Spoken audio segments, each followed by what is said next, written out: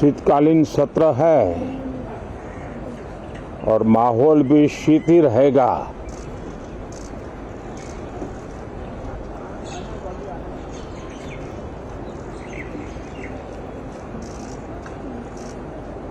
दो 2024 का ये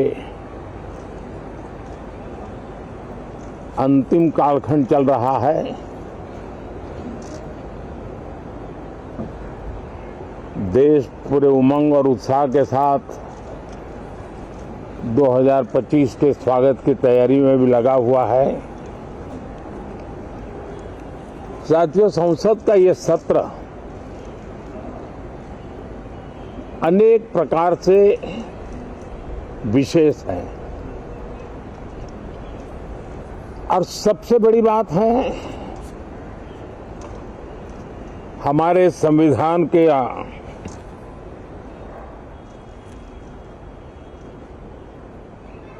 75 साल की यात्रा, 75वें साल में उसका प्रवेश, ये अपने आप में लोकतंत्र के लिए एक बहुत ही उज्जवल अवसर है। और कल संविधान सदन में सब मिलकर के इस संविधान के 75वें वर्ष की उसके उत्सव की मिलकर के शुरुआत करेंगे।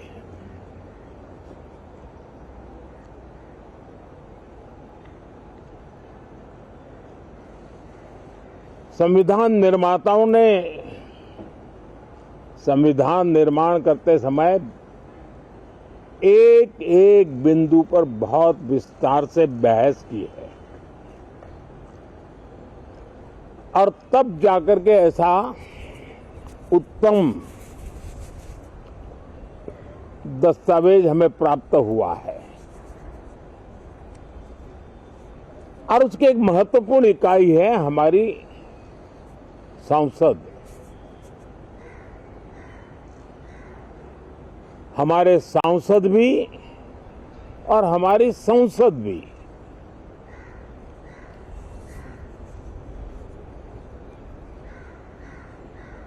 पार्लियामेंट में स्वस्थ चर्चा हो,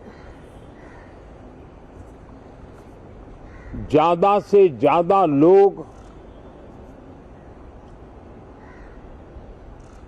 चर्चा में अपना योगदान दें। दुर्भाग्य से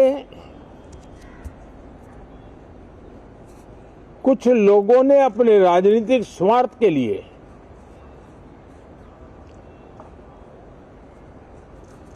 जिनको जनता ने अस्वीकार किया है,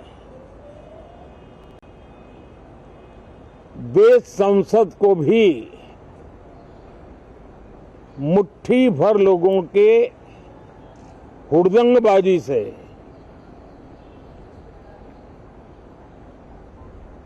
कंट्रोल करने का लगातार प्रयास कर रहे हैं। उनका अपना मकसद तो संसद की गतिविधि को रोकने से ज्यादा सफल नहीं होता है और देश की जनता उनके सारे व्यवहारों को काउंट करती है और जब समय आता है तो सजा भी देती है। लेकिन सबसे ज्यादा पीड़ा की बात यह है कि जो नए सांसद होते हैं, नए विचार, नई ऊर्जा लेकर के आते हैं और ये किसी एक दल में नहीं, सभी दल में आते हैं। उनके अधिकारों को कुछ लोग दबोच देते हैं। सदन में बोलने का उनको अवसर तक नहीं मिलता है। लोकतांत्रिक परंपरा में हर पीढ़ी का काम है आने वाली पीढ़ियों को तैयार करे, लेकिन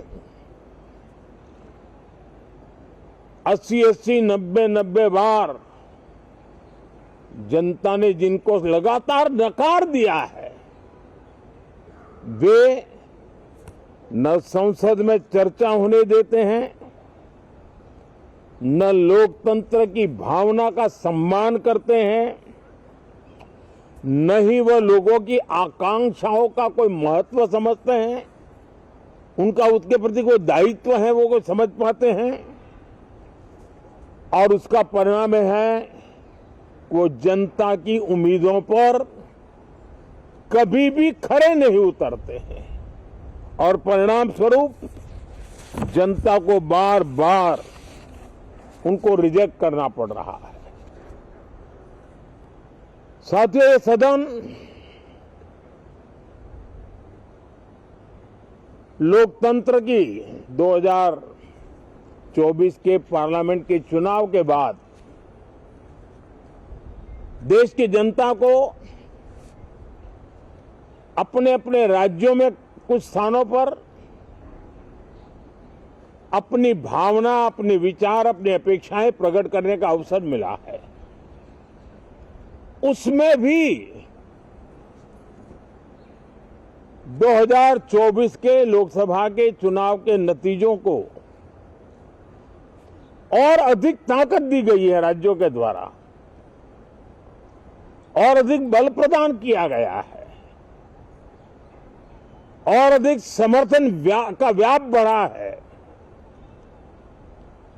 और लोकतंत्र की यह शर्त है कि हम जनता जनार्दन की भावनाओं का आदर करें, उनकी आशा अपेक्षाओं पर खरा उतरने के लिए दिन रात मेहनत करें। मैं बार बार खास करके विपक्ष के साथियों से आग्रह करता रहा हूं और कुछ विपक्ष बहुत जिम्मेदारी से व्यवहार करते भी हैं। उनकी भी इच्छा रहती है कि सदन में सुचारू रूप से काम हो, लेकिन लगातार जिनको जनता ने नकार दिया है, वे अपने साथियों की बात को भी दबोच देते थे, उनकी भावनाओं का भी अनादर करते हैं, लोकतंत्र की भावनाओं का अनादर करते हैं। मैं आशा करता हूं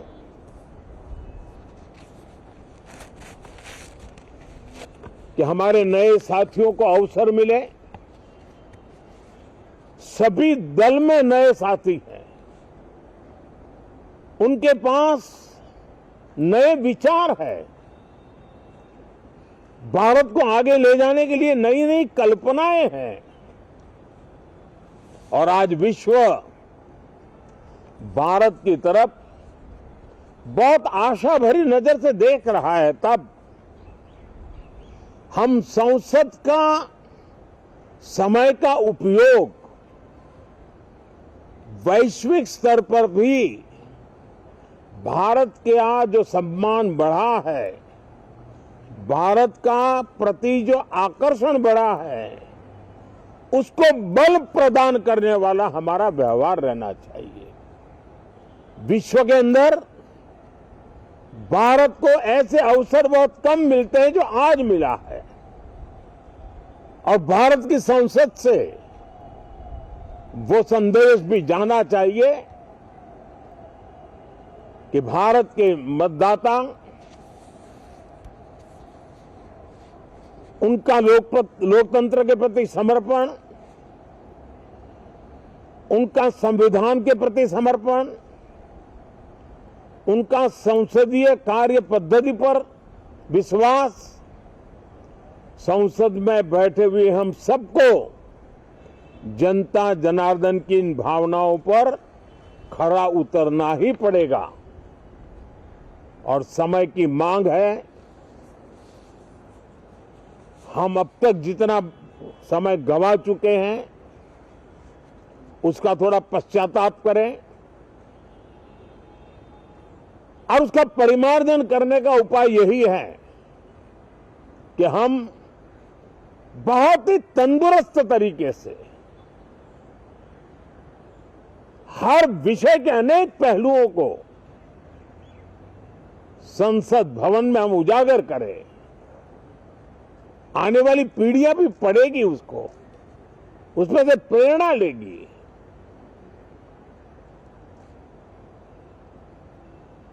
मैं आशा करता हूं कि ये सत्र बहुत ही परिणामकारी हो, संविधान के 75वें वर्ष की शान को बढ़ाने वाला हो, भारत की वैश्विक गरिमा को बल देने वाला हो, नए सांसदों को अवसर देने वाला हो, नए विचारों का स्वागत करने वाला हो। इसी भावना के साथ मैं फिर एक बार सभी माननीय सांसदों को उमंग और उत्साह के साथ इस सत्र को आगे बढ़ाने के लिए निमंत्रित करता हूं, स्वागत करता हूं। आप सब साथियों का भी बहुत बहुत धन्यवाद। नमस्कार।